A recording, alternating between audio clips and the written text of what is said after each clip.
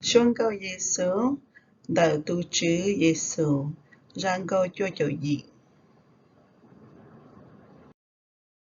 Đời tu chữ Giêsu luôn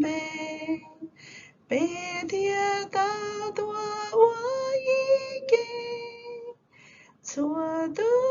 mua lu xie xi phơ, ra xie la yu kê tê ba, chẳng ga ba chữ tê đê nu, con thua lon thua đa ru ru. Ê yê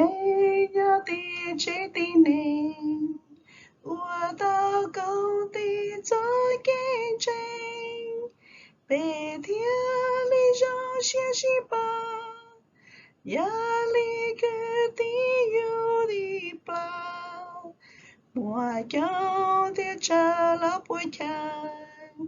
chữ Giêsu ya bê tu thân. Bề gió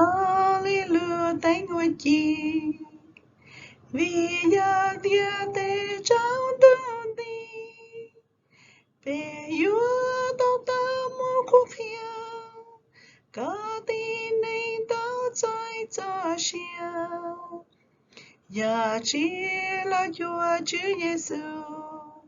kế bùa chúa từ yua cho. Mùa ý đâu tu chữ trả lòng,